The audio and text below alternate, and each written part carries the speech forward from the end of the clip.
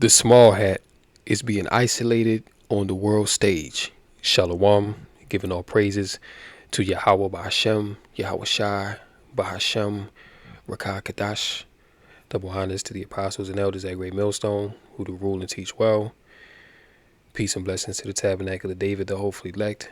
Aki Manakwath out there listening and learning, keeping the faith of our Lord Yahweh Shai in all diligence, righteousness, and sincerity, occupying in the prophecies until we are redeemed. So this is a video here by Cyrus Jansen going into, as you see the title, Israel is destroying America, but not how you think.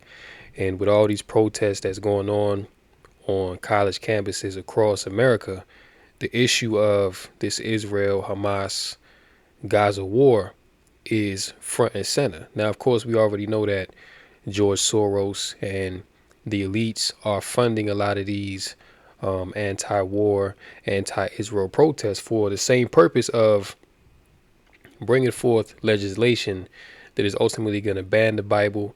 It's going to pretty much delete the Second or the First Amendment. I believe it's the First Amendment, freedom of speech. But this is what they're going for. And at the same time, they looking to demonize the men of the Lord. Because who have been the main ones that have been speaking out against the small hat?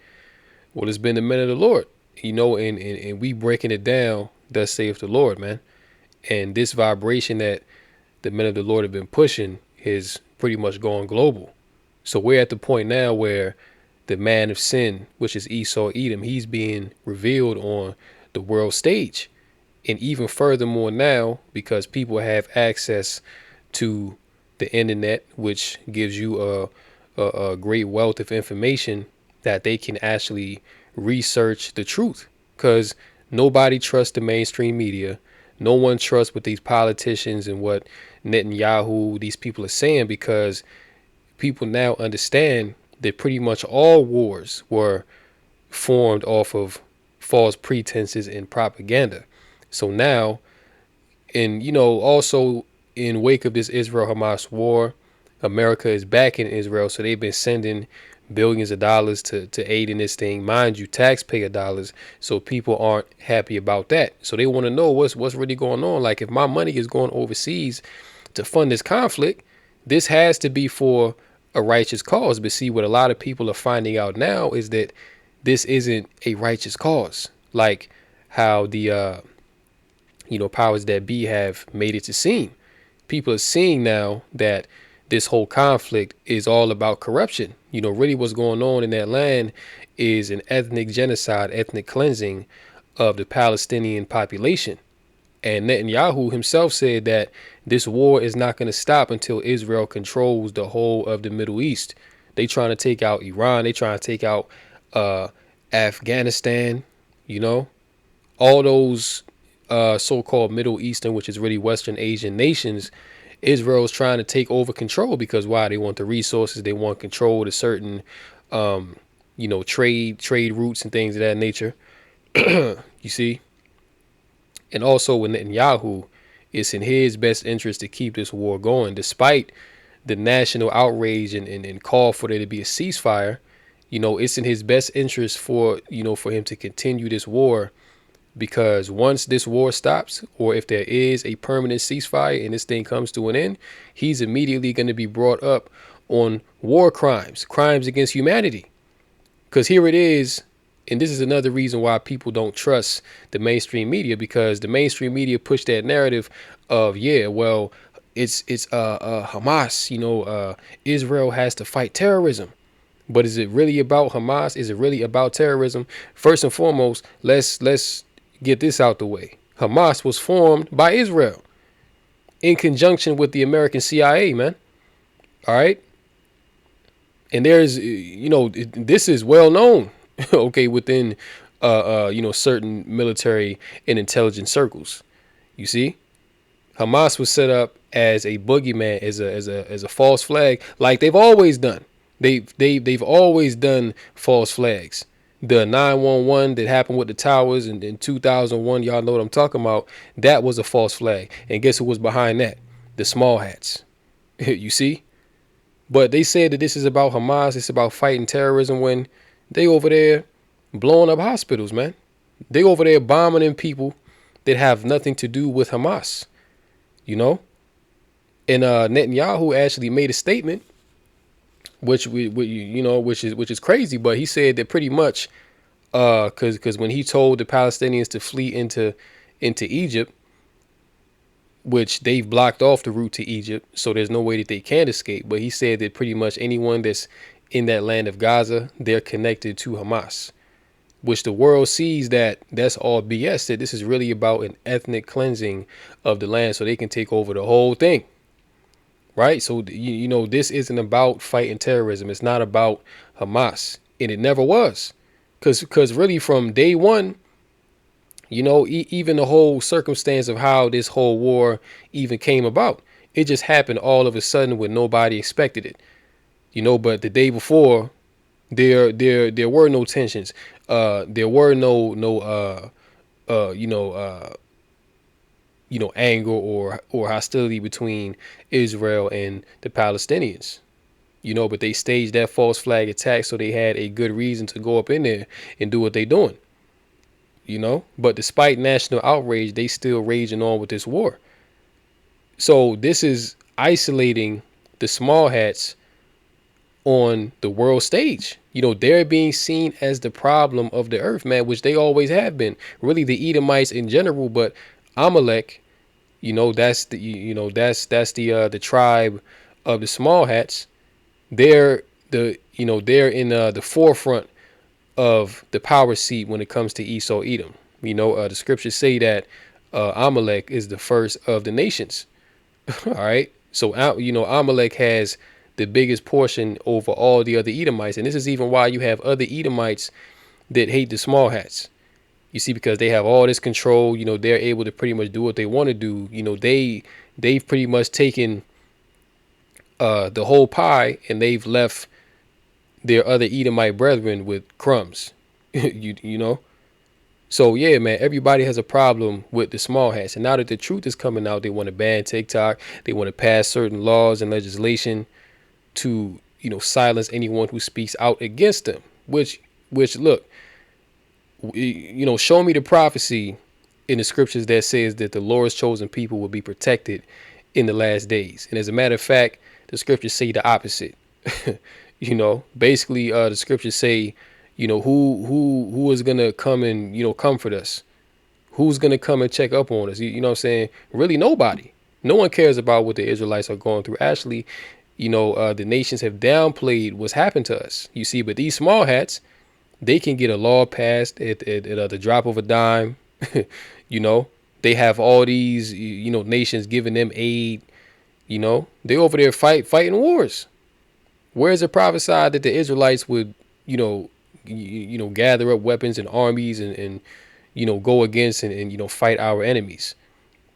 The scriptures say that we would have no might in our hand to deliver ourselves. So we're not in a position to have armies. We're not in a position to make war with other nations. But that's what these small hats are doing. So every day that goes by, this only substantiates further that they're not the Lord's chosen people and that their lives are all falling apart. You see? But I didn't want to ramble on. Let me, Salaki, give me one moment.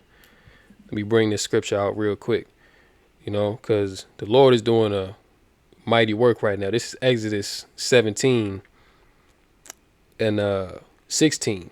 It says, "For he said, because the Lord has sworn that the Lord will have war with Amalek from generation to generation." So the Lord said that he's going to have war with the Amalekites, which are the small hats, the big nose, the JOO people today, from generation to generation. So the Lord has an everlasting the Lord has an everlasting indignation towards these people, man. And you see why? Because they're the problem of the whole earth. The scriptures say that when the wicked beareth rule in Proverbs 29:2, the people mourn. When the righteous are in authority, the people rejoice. Clearly, the whole earth is in mourning, and that's because the wicked are in power. All right, but real soon, the Lord, he's going to break the scepters of the rulers, okay, to where these wicked ass Edomites, they're going to be taken down, and they're going to be put under the feet of the Israelites. All right, Isaiah 14 and 3. And it shall come to pass in the day that the Lord shall give thee rest from thy sorrow and from thy fear and from the hard bondage wherein thou wast made to serve, that thou shalt take up this proverb against the king of Babylon and say, how hath the oppressor ceased, the golden city ceased. So in the kingdom, when the Israelites are back in our full glory, when we're finally on top and the other nations are beneath us, it's going to be a proverb. How hath the golden city ceased? Okay, we're gonna take up a proverb against the king of Babylon, which who is the king of Babylon? It's Esau, Edom, the so-called white man. Okay, it's gonna be a proverb in the kingdom. How hath the oppressor ceased in the golden city, which is America? All right, verse 5: the Lord has broken the staff of the wicked. Right, Job 9:24: the earth has been given into the hand of the wicked. Right, which is Esau, the so-called white man. Once again, the Lord hath broken the staff of the wicked and the scepter of the rulers. Verse 6: he who smote the people in wrath with a continual stroke, he that ruled the nations in anger, is persecuted and none hindereth. The whole earth is at rest and is quiet. They break forth into singing. Verse 8: yeah, the fir trees rejoice at thee, and the cedars of Lebanon sing, since thou art laid down, no fellow is come up against us. So once this devil is taken down, the whole earth is going to rejoice. All of creation, okay, the earth, the air, the water, the animals, even the trees, man. Okay, even the trees are going to rejoice when the wicked is taken down. You see that? So look, man, the jig is up. It's only a matter of time before these devils, they're completely taken out the way. And this is what the earth needs. The earth needs new management, new rulership to be put in place, because the current rulership that Esau is running on the earth is not profitable.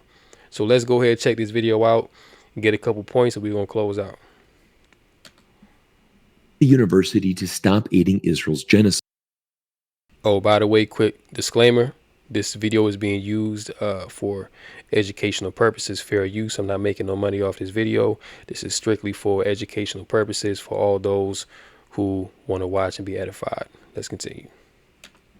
This was clearly demonstrated when 76.5% of Columbia's students voted this week for the university's $13.6 billion endowment to divest from Israel. Another 65% of students voted to end Columbia's dual degree program with Tel Aviv University in Israel. These protests have nothing to do with supporting Hamas or being against Jewish people. Instead, it has everything to do with supporting the innocent lives in Palestine. Have these Columbia students been violent? Well, here is the direct quote from NYPD Chief of Patrol John Chell. The students that were arrested were peaceful, offered no resistance whatsoever, and were saying what they wanted to say in a peaceful manner. In reality, the protesters at Columbia University have three simple demands. Number one, the university's endowment divest from all companies and organizations that do business with Israel or are profiting from the war. Number two, the university publishes a list of all of its investments. Number three, the school grants amnesty for the student protesters who have been suspended in earlier crackdowns on Gaza-related protests. These demands are not extravagant, nor are they unreasonable. Because of social media, today's youth is much more connected to the world around them, and the atrocities unfolding in Gaza have become too much for most Americans to now support. Get 2 or more favorites for just $6.99 each. Give me that ooey. But of course, what the American people want and what the U.S. government wants is two separate things. The U.S. government is supposed to be a government that represents the people, but President Biden has proven the exact opposite, as he believes supporting Israel and its war is undoubtedly the correct, righteous path for America. But take a look at this shocking new data. Recent polling by YouGov shows that over 50% of Americans aged 18 to 29 believe Israel is committing a genocide against the Palestinian people, and just about 40% believe Israel is an apartheid state. Israel has utterly alienated younger Americans, and once again, this is why we are seeing American universities at the center of the youth outrage against this war. However, it's not just young Americans. Take a look at how American voters are disapproving President Biden's handling of the Israel-Palestinian conflict. In mid-November, When a temporary ceasefire began, Americans were essentially split down the middle in their support of Israel. But fast forward a few months, and the blue line of support has never been farther away from the red line of disapproval. What this graph is simply telling us is that the vast majority of all Americans, regardless of age, have turned against Israel's breathtaking brutality in Gaza. And let's be honest, they are doing so for good reason, as Netanyahu's cabinet is filled with far-right religious extremists who believe that Israel's brutality in Gaza is fulfilling God's command. Think I'm exaggerating? According to the book of Joshua in the Hebrew Bible, God promised the land to the Jewish people and instructed them to destroy other nations living in the promised land. This text is All right, and that was talking about the true Israelites, all right, the so-called Black, Latino, and Native American. That didn't have nothing to do with them small hats. As a matter of fact, the Amalekites, they were one of the nations that we was ordered to make war with when we got up in the Holy Land. They was one of the nations that the Lord told us to deal with, man. You see? That's why the Lord said that he would have war with Amalek from generation to generation. All right, because, Amalek, they're really the main enemy against the children of Israel, man. They always have been since day one. All right. But notice how when these devils, when they're going about to justify their genocide of different groups of people, they always want to go to the scriptures, whether it's a Christian Edomite or a, Jewish Edomite, they always want to go to the scriptures to justify their wickedness. All right. Even though that scripture don't have nothing to do with them, you see. And then Yahoo himself isn't he a atheist, but he's using and quoting the Bible. So these people, man, are complete hypocrites. As a matter of fact, the vast majority of small hats don't even identify with Judaism. They don't even identify with the scriptures, man. But these are the people of the Lord. They don't have the spirit on them. Where are the JOO prophets, man? Show me. Where are the JOO prophets prophesying against Babylon the Great, calling for Yahweh Shah to come back and to take down the heathen? Show me. It doesn't exist, man. See, so like I said, every day that goes by, they really just putting their foot in their mouth even deeper. You see, because the more that they try to go about and really establish their own righteousness, which is really wickedness, they really just shooting themselves in the foot, because what they're saying is not lining up with biblical prophecy. And that's really what it all goes back to. If you want to know who's who, all you got to do is look at biblical prophecy and see how it lines up in these last days. And for damn sure, these small hats, they don't fit the bill. All right. They don't fit they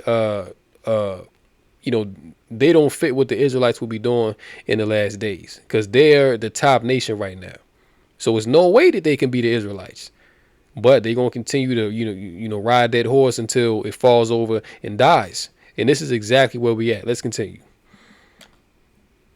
Is used by extreme nationalists in Israel today, including the Israeli government, as well as many of the 700,000 or so Israeli settlers living in the occupied Palestinian lands in violation of international law. Netanyahu is pursuing the religious ideology of the 7th century BC in the 21st century today. Netanyahu and his government is the most extreme, far-right, and religiously conservative in the nation's history, and most certainly of any democracy in the world. The simple truth is that the vast majority of Americans are not in line with Israel's religious zealots at the highest levels of its government. They simply don't accept the biblical idea that Israel should kill or expel the people of Palestine from their own land. And yeah, that's another thing that you see, and a lot of outrage is coming against these small hats. Even the European Edomites, they're against the small hat, and they're also against America continuing to fund this war, because see,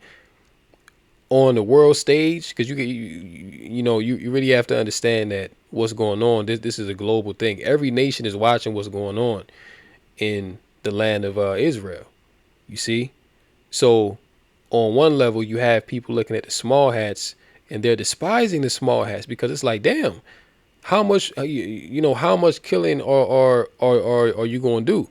The Palestinians, mind you, they don't have national military. They don't have tanks. They don't have jet fighters. They don't have uh uh you know all this artillery and weaponry that the Israelis possess. So it's this whole fight is really not even fair. And again, Israel, they supposed to be fighting Hamas, but they really fighting the Palestinian citizen. That's really what's going on when you look at the whole thing. So as a whole, especially them Arab and Muslim nations that's roundabout in that land, they got an evil eye towards the small hats, and especially towards white people in general. You know what I'm saying? Like I just did the lesson the other day with Tucker Carlson, and he's going into all the hate that white people are now receiving. Which let's go to let's go to Obadiah, right? Classic scripture, Obadiah 1 and 1, the vision of Obadiah. Thus saith the Lord Yahweh concerning Edom. We have heard a rumor from the Lord, and an ambassador is sent among the heathen. Arise ye, and let us rise up against her in battle. Verse 2, behold, I have made thee small among the heathen. Thou art greatly despised. You see that? So the Lord said that he has made Esau small, which they are indeed the smallest nation among all of the heathen. All right. The smallest, okay, which again, that goes against biblical prophecy, because the Lord told Abraham what? That, Abraham would be the father of many nations, and that the Lord said that Israel would be as the sand of the sea. So you can't be the sand of the sea and then be the smallest nation on the earth. That don't even make no sense. You see, so look, the more that you look at what's going on, and especially when you break it down via the scriptures, these small hats are found to be liars, imposters, every day more and more that goes by. Okay, this is why there's a campaign against the truth coming out. They trying to shut down the internet. They trying to ban TikTok and all these different things. Why? Because they being exposed and they can't control the narrative no more. They are indeed greatly despised. You see, in the European nations, they've been pretty quiet, but a few nations have been outspoken on this Israel-Gaza matter, and they want there to be a ceasefire because it's making these Edomites look bad. Is really making them look like warmongers and just straight up the wicked that they are, which they've always been that, but it's very profound now. So profound in fact to where, as Tucker Carlson said, the amount of hate that white people are getting in this time is unprecedented. We've never seen this before. Well, why do you think that is? Look at what you've done historically. Look at what you've done to the children of Israel. Look at what you're doing in the land of Israel today. And this whole Gaza Israel thing is not nothing new. They've always done this. Wherever that they've gone, they've done the same thing over and over and over again. When they went to Australia, they genocided the people that was already there, which are the seed of Japhet, right? When they went to Southeast Asia, same thing. When they came to the Americas, they did the same thing.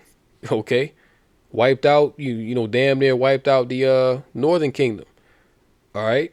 When they went to Africa with King Leopold and the British and all that, they was doing the same. So everywhere that they've gone, death has followed them. All right. Habakkuk 2:5 says, well, he is as death. So you know who the devil is by the way that he moved, man. And you see, this is why Esau is greatly despised. And back to the point of even Europe is not with this war, because Europe got enough to worry about. You know what I'm saying? Europe, they got to worry about Ukraine, which that is exhausting resources as it is already. So they not really with this whole, Israel Gaza thing. Really, the only European nation that's really backing this whole offensive is Great Britain, UK. But everybody else is pretty quiet, man.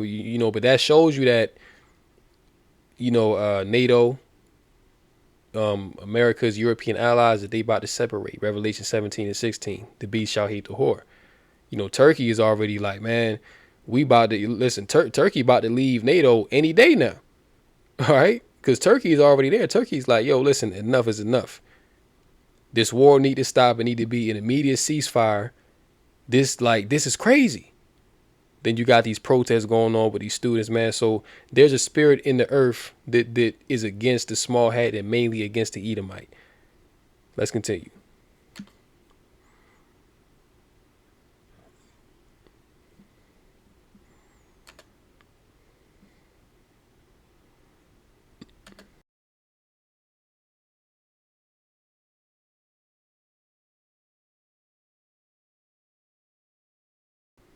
Salakia. It's Satan, man. Bear with me one moment. Ain't nothing but Satan.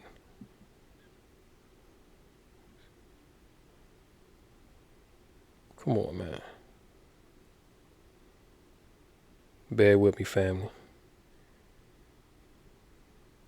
And see, the video was just running good just a minute ago. Now it's messing up, man. Come on. Whether or not in Israel, the United States of America would have.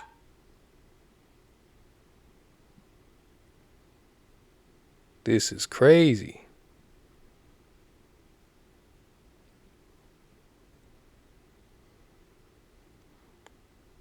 But y'all see how, look, man, you see how the devil do, man. When the truth start to come out, Satan always gotta come in and mess something up. Goddamn devils, man.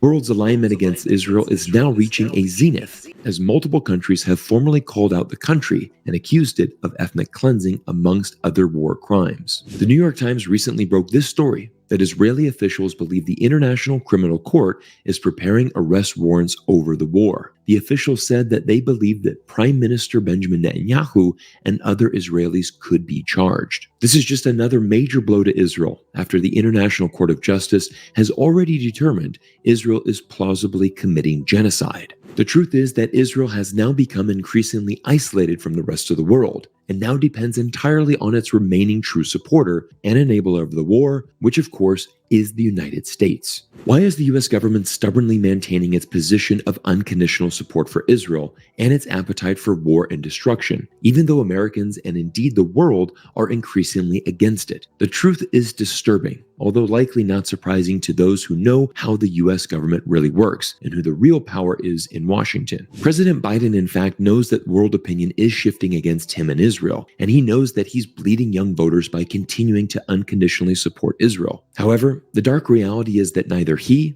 nor anyone else in the US government has the capacity to change course. The shocking truth is that Israel and Benjamin Netanyahu hold immense power over the US government and its foreign policy. But the bizarre fact here is that Joe Biden is literally supporting a foreign government and prime minister who doesn't even want to see him be reelected as US president. Once again, here is Mehdi Hassan telling the truth of the situation. Who does Benjamin Netanyahu and Itmar Ben-Gvir want to be the next president of the United States? They say Trump. So from that perspective, as critical as I am of Joe Biden, and I'm very, very critical of Joe Biden on this issue, the reality is the people we loathe, I think most of us loathe in the Israeli government, they want Donald Trump to be president. So I think we should bear that in mind when we go to the polling stations. So even though US voters are showing their frustration with Biden by threatening to vote someone else in office, the alternative in Donald Trump is even worse. But this is what American democracy now represents: a choice between bad, and most importantly, no chance at a positive change in the future. It seems bizarre that a tiny country of less than 10 million people could keep the world's biggest military superpower in such a chokehold, but here we are. Of course, a central component of this power is the incredibly powerful Israel lobby, the lead organization of which is the American Israel Public Affairs Committee, or AIPAC. This organization holds tremendous power over the President of the United States and the US Congress. And once again, we have a powerful lobbying group having a tremendous sway over US politicians. The Israeli lobby has spent vast sums of money in campaign contributions to ensure that pro-Israel policies always prevail, And AIPAC's long-running success is to turn millions of dollars of campaign contributions into billions of dollars of U.S. aid to Israel. Currently, AIPAC aims to turn around $100 million of campaign funding for the November presidential election into a $16 billion supplemental aid package for Israel. To give you an idea of just how much power Israel and the AIPAC have over the U.S. government, consider that in private, many U.S. politicians, even President Biden himself, have actually become increasingly frustrated with Netanyahu. President Biden has said he's trying to get Israel to agree to a ceasefire, but according to aides close to the president, Biden recently stated in private that Netanyahu is giving him hell and is impossible to deal with. In public, however, it's a very different story. Remember the clip from Mehdi Hassan earlier. Anyone can criticize someone behind closed doors, but we need an American president who has the guts to say it publicly and actually make a change. While the Biden administration has recently made some statements showing concern over Israel's warpath, they've frankly been too little, too late, and simply pathetic given the carnage and war crimes currently unfolding in Gaza. So look, the bottom line is the reason why America nor Israel is desiring to stop what's going on in that land, because this is all building up to the Third World's Woe, the Battle of Armageddon, the Valley of Jehoshaphat or Yahweh Shaphat. See, these things must be fulfilled. This is why there is no end in sight. These things are going to continue until they escalate and eventually boil over into World War III, because this is what the Lord wants. This is the will of Yahweh B'Shem Yahushai, and we watching these things play out in real time. This is why people are confused as to why, well, damn, like, haven't enough people died, haven't enough resources been exhausted, hasn't enough taxpayer money been sent to these war campaigns, and really you have nothing to show for it. Really all you have to show for it is blood. But what is the real outcome? If you say that the outcome is to destroy terrorism from out the land, well, that's crazy, because really if you want terrorism to stop in that land, then you need to get rid of the small hat.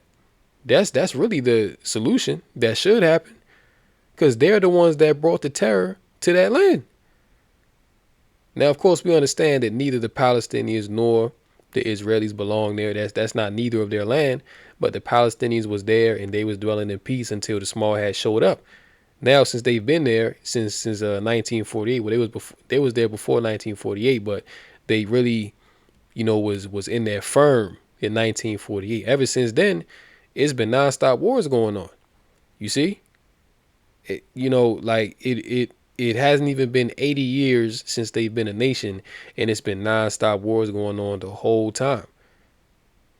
So who's the real terrorist, man? Is it the Palestinians or is it the Israelis? And see, this is what the whole world can see. That wherever the so-called white man shows up, things start to die, chaos ensues, wickedness increases, because this man is the wicked. He's the harbinger of death. Death and hell follows this man like a dark cloud, man. That's just what it is. See, so if you want peace in that land, you got to get rid of the small hat. And really, if you want peace on earth, you have to get rid of the so-called white man, which is what is in the process of happening. All right. And now that they being called out on social media platforms and all this and that, now they got to censor and, start throwing people in jail and like going door to door, locking people up for speaking against the narrative, which, that just goes to show you that they've already lost. Once you get to the extent of now you're trying to pass laws to outlaw the Bible and you don't want nobody to speak about you, that shows that you're already defeated. That really shows that you're just, trying to induce damage control, but it's already too late. The standard has already been lifted up against these devils. Isaiah 13:2, lift ye up a banner upon the high mountain, exalt the voice unto them, shake the hand, that they may go into the gates of the nobles. You see, so this truth has reached the gates of the nobles, to the elites. All right, so they're well aware that the prophets, we putting out the true understanding against their narrative, man. All right. And our narrative actually is not our narrative. It's a narrative of Yahweh Bashem Shai, but it makes sense compared to the lies that they've pushed. So this, this is why there's a hardcore campaign against those that speak out against them. Okay, which again, the scriptures don't say that we would have that kind of power in the last days to silence whoever speaks against us. Only they have that power, man, which shows you that Esau is in power because he would have the fatness of the earth, right? That's what was prophesied. Esau, that he would be ruling in the last days before Yahweh Shai comes back. Esau, he's the last of the heathen nations to rule upon the earth before Yahweh Shai comes back. This is why he's able to do what he's doing with impunity. No one is stopping these people, you see, because he that letteth will let until he be taken out of the way. So the Lord is allowing this man to go forth and do his wickedness until his said measure is fulfilled, to where, the bounds that he cannot pass is fulfilled and he's ultimately destroyed. This is what it's all coming down to, you see.